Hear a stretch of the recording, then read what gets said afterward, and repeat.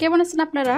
ভাবতেছেন কি রেসিপি নিয়ে উপস্থিত হলাম আপনাদের সামনে? জি হ্যাঁ, ঠিক ধরেছেন, নিয়ে এসেছি সরষে ইলিশ। এই সরষে ইলিশ গরম ভাতের সাথে খেতে কেমন লাগে কথাটা ভাবলেই জিভে জল চলে আসতেছে। তো আর দেরি নয়, চলে আসুন। কিভাবে তৈরি করবেন ভাবতেছেন? তাহলে আসুন দেখে নিন কিভাবে তৈরি করবেন। তবে আপনাদের কাছে একটাই অনুরোধ রইল আমার, যদি আমাদের রেসিপিগুলো আপনাদের ভালো লেগে থাকে তবে অবশ্যই সাবস্ক্রাইব করুন এবং পাশে থাকা বেল আইকনে ছোট্ট একটা ক্লিক করুন, তাহলে সবার আগে আমাদের রেসিপিগুলো আপনার নোটিফিকেশনে পৌঁছে যাবে।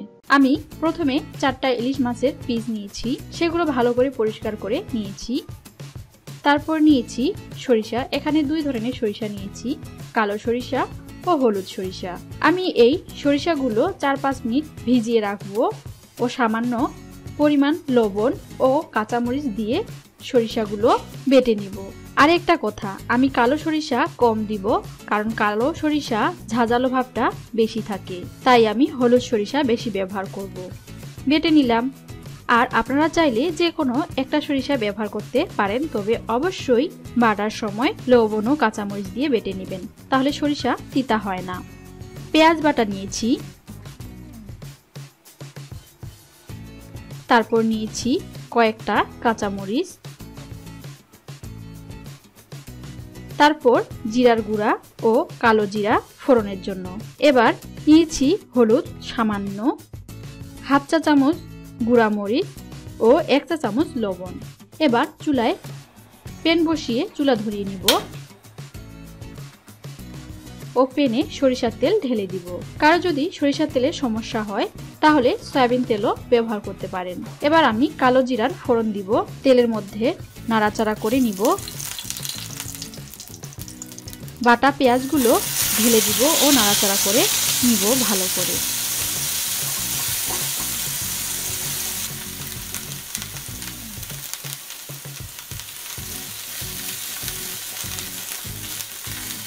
তারপর আমি সরিষা বাটাগুলো দিব ও নাড়াচাড়া করে নিব। এবার পানি দিয়ে দিব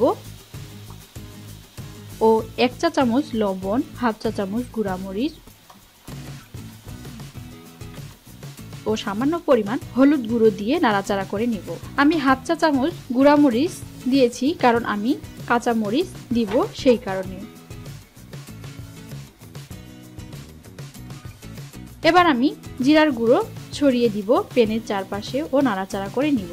আরেকটা কথা, সরষে ইলিশে মশলা না ব্যবহার করলেও হয়, আমি কালো জিরার ফোড়ন ও জিরার গুঁড়ো ব্যবহার করেছি, কারণ এগুলো দেওয়ার কারণে সরষে ইলিশের স্বাদ দ্বিগুণ বেড়ে যায়। আপনারা ট্রাই করতে পারেন। দেখেন ঝলক দিচ্ছে ও পানি কমে আসতেছে। এবার আমি ইলিশ মাছের পিস একটা একটা করে ছেড়ে দিব। সবগুলো দেওয়া হয়ে গেলে নাড়াচাড়া করে নিব, তারপর ঢাকনা দিয়ে দিব 3-4 মিনিটের জন্য। 3-4 মিনিট হয়ে গেলে ঢাকনা তুলে নিব ও মাছগুলো আলতোভাবে দ্বিতীয় পাশটা উল্টিয়ে দিব একটা একটা করে।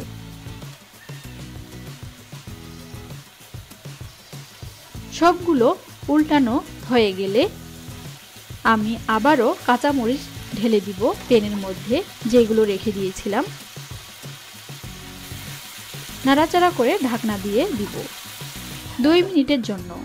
2 মিনিট পর ঢাকনা তুলে নিব। দেখেন সরষের ঝোলগুলো গাঢ় হয়েছে।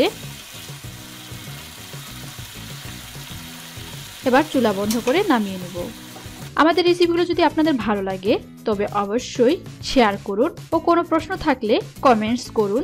আর যারা আমাদের চ্যানেলটিকে সাবস্ক্রাইব করেছেন তাদেরকে ধন্যবাদ। আর যারা এখনো আমাদের চ্যানেলটিকে সাবস্ক্রাইব করেননি প্লিজ সাবস্ক্রাইব করুন ও আমাদের নিত্য নতুন ভিডিও দেখুন। ভালো থাকবেন, সুস্থ থাকবেন। ধন্যবাদ।